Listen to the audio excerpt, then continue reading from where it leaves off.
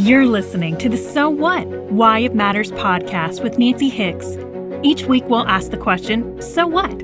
And dive into the answers of why it matters with Nancy and her guest. Are you ready for some honest conversation about the so what's in your life? Here we go. Hi there, Nancy Hicks here. Welcome back to So What? Why It Matters. We're continuing in our Better Communication series, a topic near and dear to my heart. Communication has always been my professional work. I see the value and I see the pitfalls. And we've all been a part of crummy and effective communication. We can tell the difference. And one of the things I think about communication is it's kind of like technology in a live event. It affects everything. When it's done well, there's this beautiful flow, and you take in the sights and the sounds of the events with glee. But if the technology is off in some way, it ruins the whole thing. On the other hand, here's where communication is not like the tech at an event. Communication often gets blamed for when things aren't working in relationships. But the truth is, it's often not communication that's the problem. It's the relational issues often beneath our various forms of communication. So listening to more than words to head, heart, soul, to God, takes communication and gives it the so what. It moves it into action. So let's get into it. This past year has been a lot. Most of our lives were flipped upside down as we moved to our living rooms and into Zoom meetings galore. We're increasing in speed of information, taking it in and putting it out on a regular basis. But this past year, we have been bombarded with even more from an election and a pandemic and the resulting stress and fear from both of these issues. So it would make sense that our sources and methods of communication have had to change. Has that been a good thing or a detrimental factor to our lives? I mean, communication is a layer of foundation to our everyday lives. We can't do anything without it. We're connected to our phones. Why? Because it connects us to people, the ones we can't be with right at that very moment. We're drawn to social media and television because it allows us to communicate, to enter in and experience the world around us. But with all the extra chatter, are we actually listening? If not, how do we do better so that we communicate more clearly with those in our lives, the ones we say we love and the ones we don't? We had the privilege of speaking with Shawn Killinger, who is a QVC host, fired NBC apprentice, verbal acrobat, travel savant, gifted overanalyzer, spiritual gangster, and mad cool adoptive mommy. She's active in sharing her life through, yes, of course, TV, but also in her Instagram and Facebook. She shares her story with grace and light, making all those who watch yearn for more of her bright and bubbly personality. I can attest to this, you guys. She's a dear friend of mine. And who doesn't want some of that bubbly personality and light? We're all after that, especially after the year we've had. So here's my conversation with Shawn. Okay, Shawn Killinger. Welcome to So What? Why It Matters. This is my podcast. This is my first year of my podcast. I can't imagine having anyone else in this seat with me. I'm thrilled to have you here. Aw, thanks. Of course, I'm thrilled. I'm utterly thrilled to dive into the topic of communication. So we're talking about better communication here. That's why, of course, you're in the seat here. And we're talking about improving our interpersonal communication. And specifically today, we're talking about listening. But before we get into that, I got to ask you the question straight up. What you been up to these days?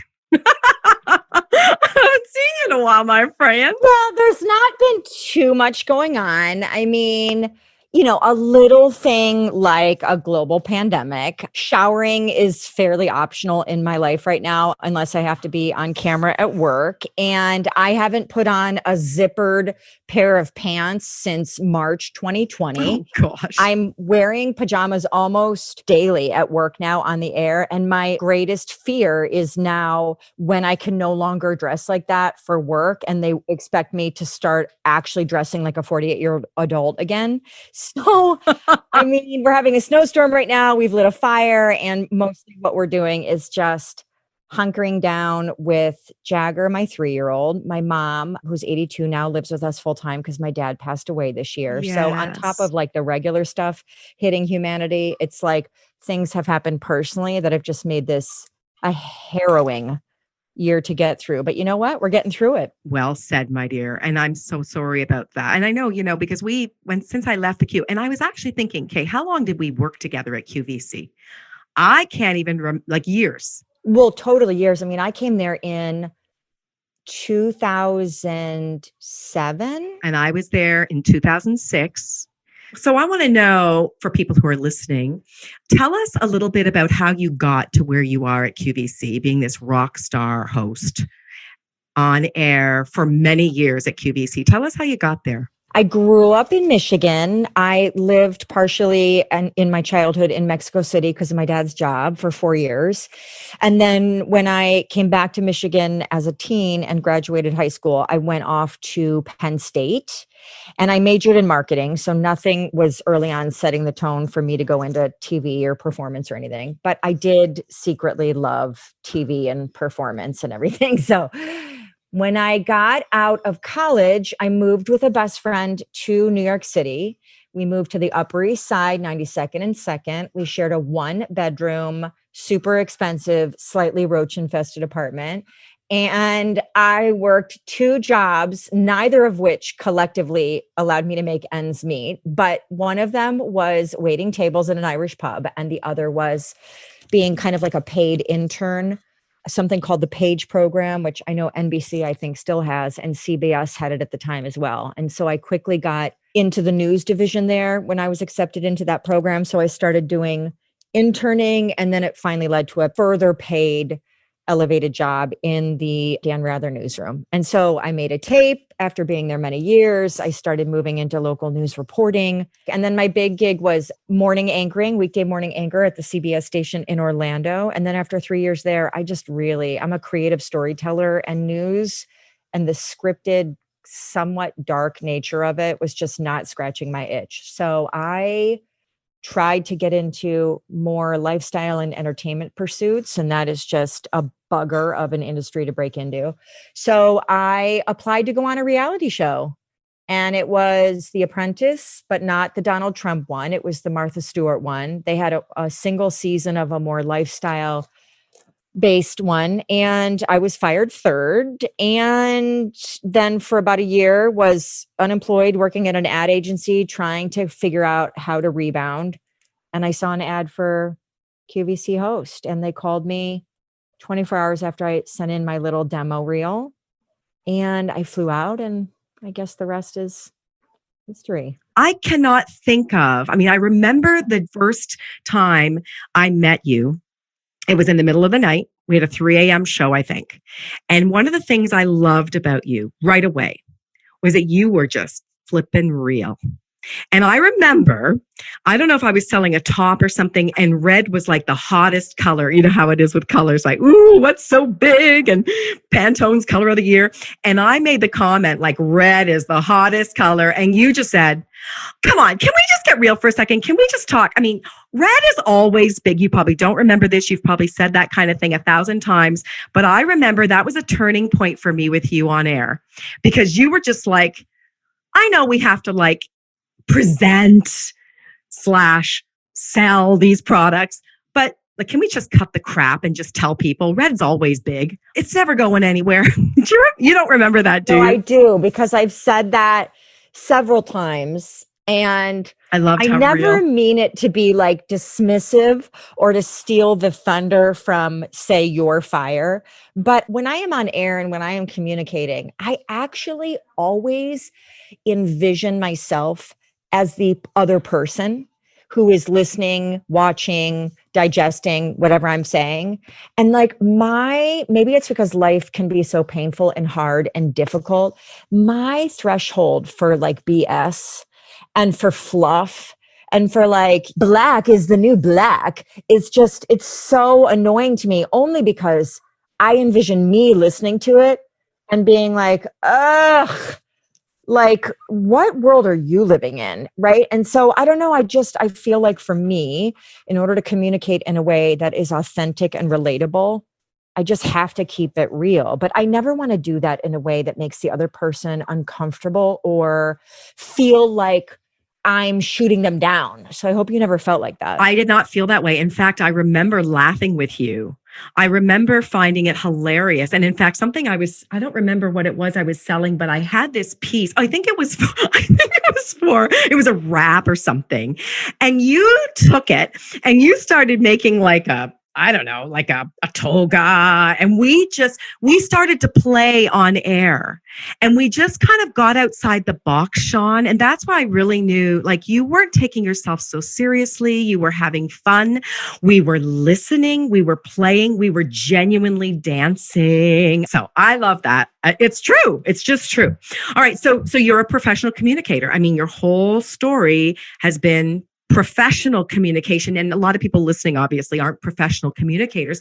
Do you have difficulty, Shawn, in the area of communication, turning off the Shawn Killinger TV personality, rock star, TV host, and Shawn Killinger, the mom and wife and friend? I consider myself in terms of the persona that I live and that I project on air. That's the same Shawn at home. My struggle, which I'm definitely getting better at. I feel like motherhood has made me definitely softer. But right now, particularly, I feel like since we have a lot with the pandemic and my elderly mom living with us and my husband starting a new business, and there's just a lot of inherent stress and anxiety and pressure and pulls from every direction. So I feel like right now, what is suffering a little bit, not in a fractured way, but like just suffering communication wise is my relationship with my husband. And the way in which I would say, yes, I struggle to turn off QVC Shawn and adapt it better to home Shawn is that I say this with humility, but I'm naturally a leader in the sense that I want to drive, I want to control, I'm smart, I'm agile. So I know how to make things happen.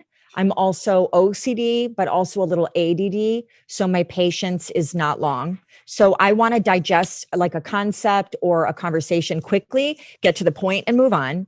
And those are not great communication strategies when dealing with love partners and personal relationships, because those require more sensitivity. Those require more give and take.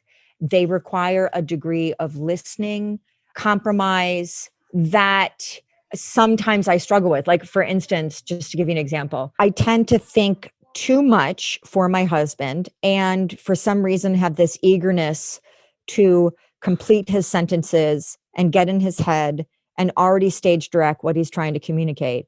And so it negates everything he's thinking and feeling and it drives him nuts. So my struggle is learning to listen more in my personal life and learning to defer more to others, aka say my husband, because I am so equipped to be and used to being in the driver's seat that it is so weird to be in the passenger seat. I really don't always do it so well. Well, I mean, that's the whole thing, right? When you are in your wheelhouse. In fact, Cam and I talk about this, Shawn, too. When you're in your wheelhouse and it is so your strength to be leading on air, to be, with QVC, it's this dance and you're the one that's leading the dance. And I, as the on-air expert of the product, would be your dance partner, but I would be going with you as the leader. It sure is hard then, which is why I asked you the conversation. How then do you switch that and tone it down or, modify when you're now not in that professional capacity, but you're Shawn, the girlfriend, Shawn, the mommy, that kind of stuff. So I think that the fact that you're really aware of that is superb.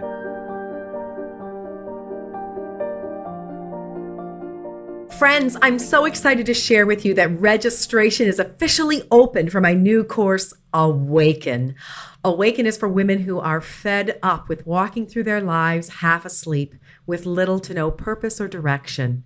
It's for women who are ready to shrug off the toxic expectations and limitations they've taken on from the church, loved ones, and themselves, and instead step into full, godly 3D womanhood. It's for those who are thinking right now, yes, I'm so ready to take off my mask, get honest, and live fully alive. This work won't be easy. It's going to get gritty and messy. But I guarantee if you stick with it, you'll come out on the other end truly awake and unmasked with a vision in hand that brings you joy, purpose, and direction. Join me this February for Awaken. Learn more and register for Awaken by visiting nancyhickslive.com/awaken or finding the link in our show notes.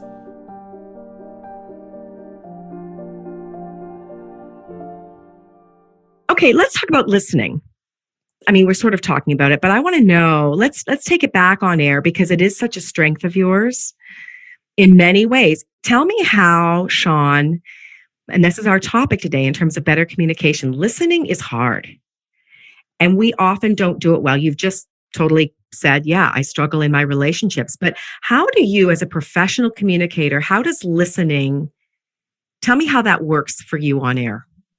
First of all, I think listening and then being able to respond in real time to what you just heard, it not only opens the door to unexpected turns, which are thrilling for a viewer to watch, but the way in which I'm able to do it is that I have complete confidence in my ability to hear whatever that may be and then respond in kind or react appropriately and take us in whatever direction we need to go. I find folks in my professional situation who are not great at listening, essentially are not great at listening because they have their own agenda. They are sticking, for better or for worse, to a kind of script driven by that agenda, which probably is really mostly fueled by fear. And so if they can't stick to their script and thereby stick to driving home their agenda, then they are lost, they are vulnerable, they won't get the end result that they want.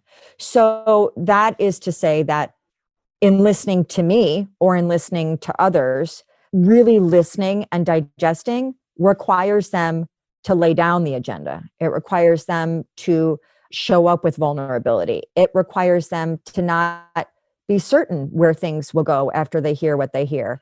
And that is hard. What you're talking about, the agenda, that can be absolutely true in interpersonal communication.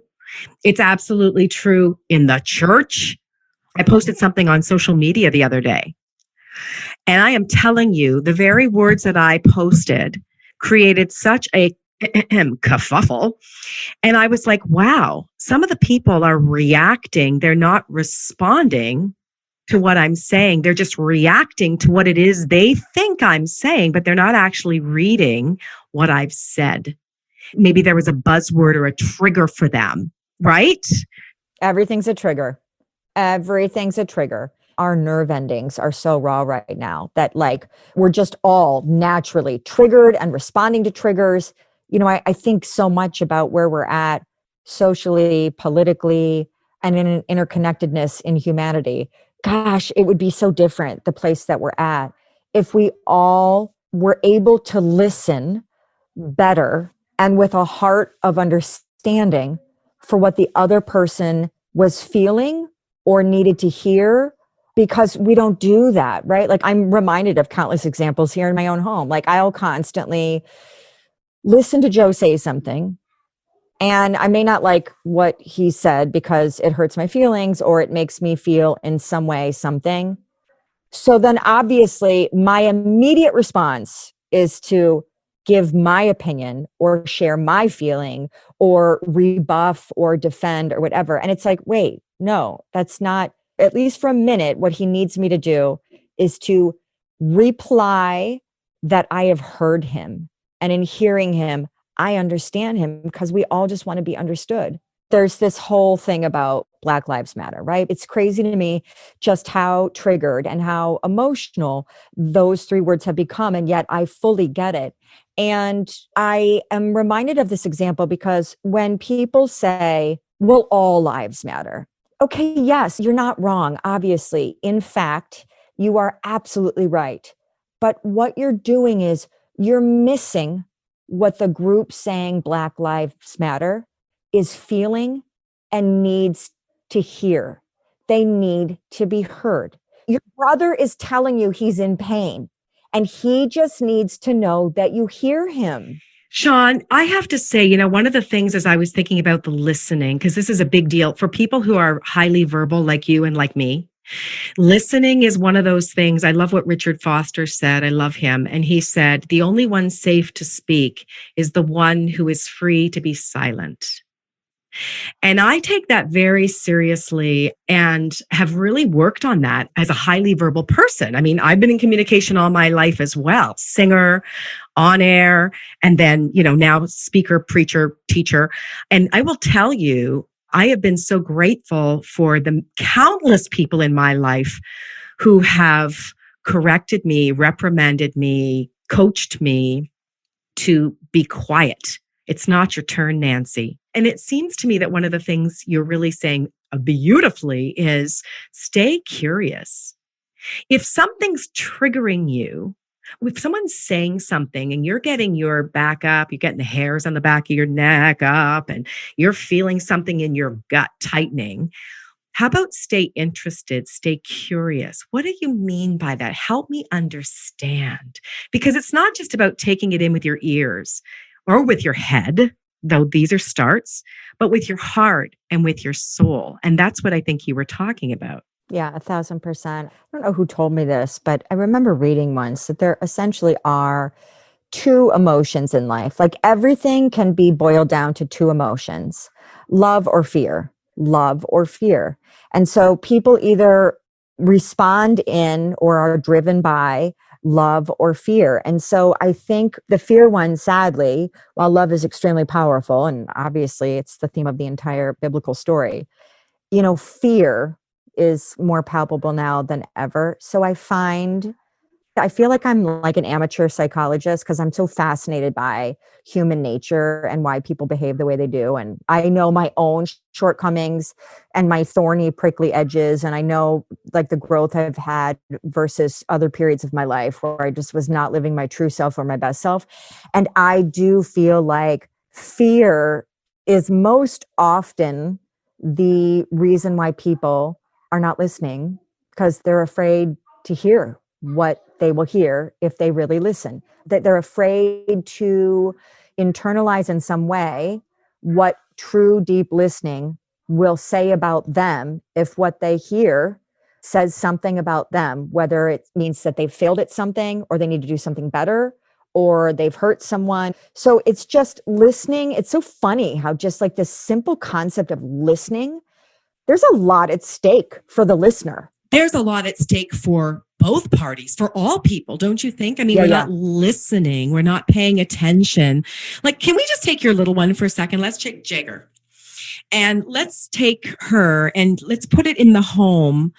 And, during COVID-19, were there any moments where you were like, with Jagger, with Joe, with the boys, whatever, with your mom, where listening was taken to a whole new level, where you're like, my gosh.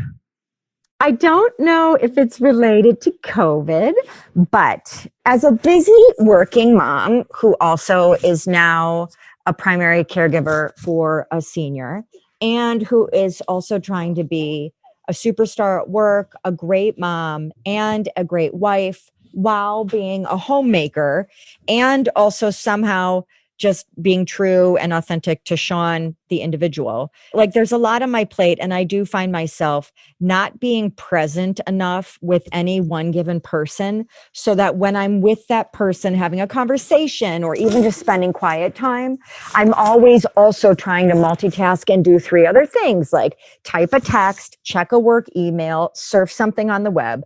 And I will say that Jagger and I, on the nights that I don't work, I put her to bed because there are plenty of nights that I do work at night, and Joe is the one doing the daddy bedtime routine.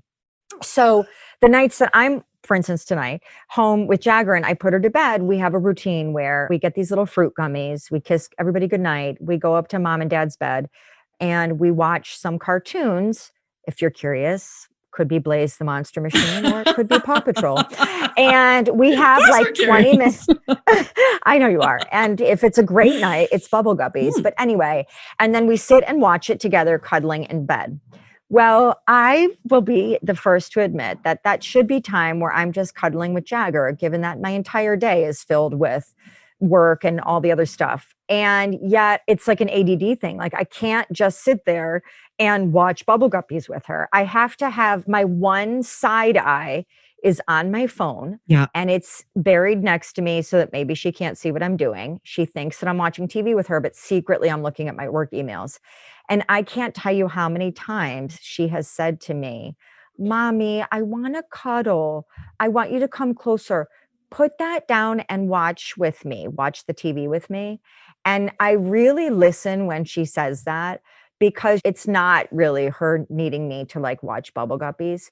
She needs me to put down the world and make that 20 minutes about her. Yes. It's not the Bubble Guppies that she thinks I'm missing. It's she's missing 100% of my time and attention, because she knows, she's smart. She knows that I'm 50% there and I'm 50% on my phone. And so I don't know, that was the biggest aha moment lately. Shawn, I love your honesty, and that it's so hard for all of us. I mean, those are the facts of a world that is on speed dial, a world that is on steroids, and a world where information and content is coming at us from every side. It's a constant struggle, because I put it down and then 5 minutes later, I want to pick it up. My point is, it might get easier, but it never is easy.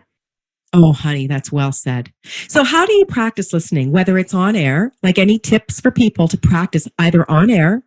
And no, again, not for people who are going to be on air. I'm talking about like people who are trying to listen in general, but there are certain things you practice because you've been in the industry for so long, communication, professional communication.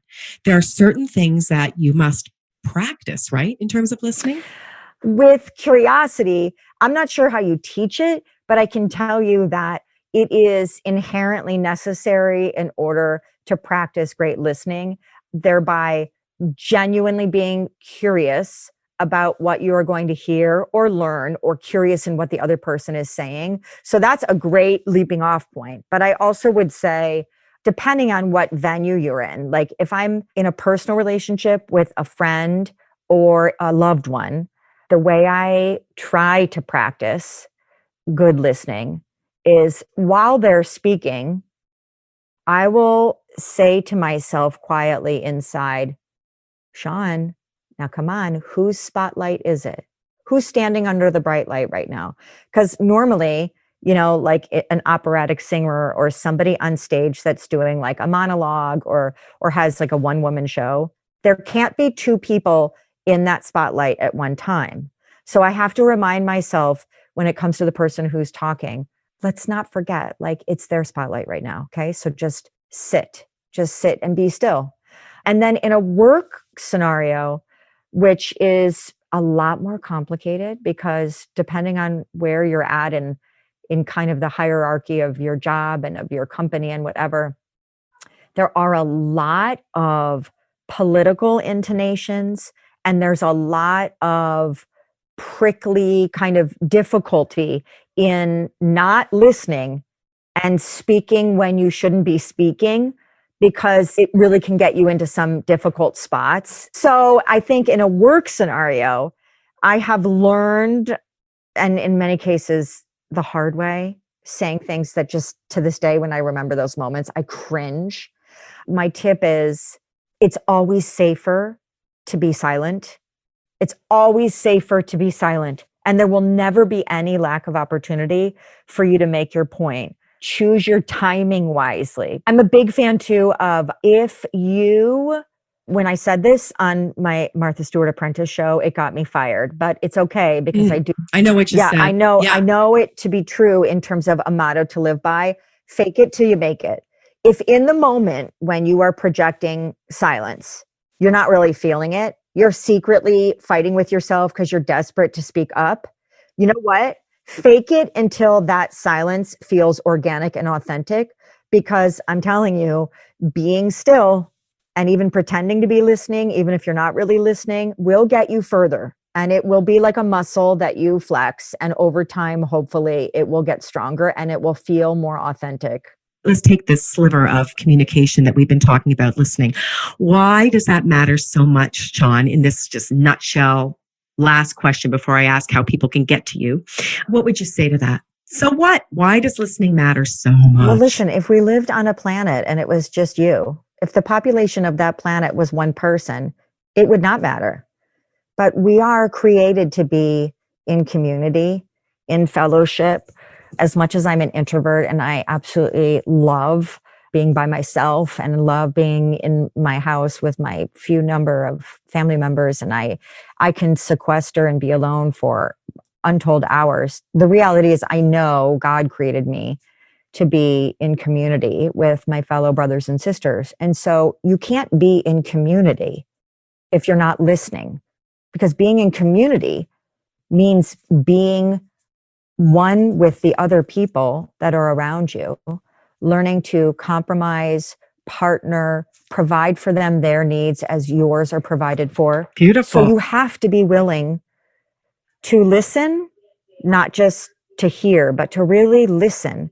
Because when you're in a community, those people, they have certain needs from you in that relationship. And you'll never understand what they are if you're not listening and hearing them. Yeah, I want to love you. I want to love my husband. I want to love God better. I want to love. Yeah, I love that. I think that's well said, Shawn. Okay, so how can we connect with you? Someone listening right now, they're like, Shawn Killinger, how do we stay in touch with you? I'm on Instagram, Shawn Killinger QVC, and I'm on Facebook. I believe it's also Shawn Killinger QVC. I would love to have you guys join me because most of the stuff that I post is personal, not professional. I don't use those platforms to readily sell or pitch product. I really just like sharing my life. So yeah, join me. It's fun. You're fun. You are fun. I love you. I'm so thankful, especially at such a busy time of year. Thanks for being a part of my podcast. So what? Why it matters. I love you. I'm so honored you asked me. I'll never forget you taking me as a little baby chick into the palm of your seasoned Christian hand and showing me the way and teaching me what I needed to know at that time and lifting me up and also making me feel completely normal in the places of my life that felt really abnormal in terms of my God journey. So I think you're an incredible inspiration and I love you dearly. Oh, I love you too. Thank you, Shawn. I loved my time with my friend Shawn Killinger. She took listening to a whole new level. She was brutally honest about the struggles of listening to her little one, for example, while everyone on every side is vying for her attention. And wasn't it great when Shawn brought up listening in relation to sensitive topics like Black Lives Matter, that listening gets blocked or interrupted because of fear? I can tell you that paying attention and staying curious and taking the limelight off yourself can really help in this area of communication. I want to say a big thanks to my podcast team at Four Eyes Media. Thanks, Amy Kerr, our producer, Caitlin Hine, who books our fabulous guests, and our executive producer, Laura Knightsling. And thank you for listening today. There's more to come next week, a brand new episode that I can't wait to share with you. So until next time, live for what matters. Thanks for joining Nancy for another episode of So What? Why It Matters. Come back next week for more lively conversation and answers to those so what moments in your life. And be sure to subscribe to the So What podcast on Apple Podcasts, Spotify, Stitcher, or wherever you get your podcasts. And if you like the show, please give us a review and tell us why. And if you don't, as Nancy would say, so what? Just kidding. All your reviews matter. So until next time, live for what matters.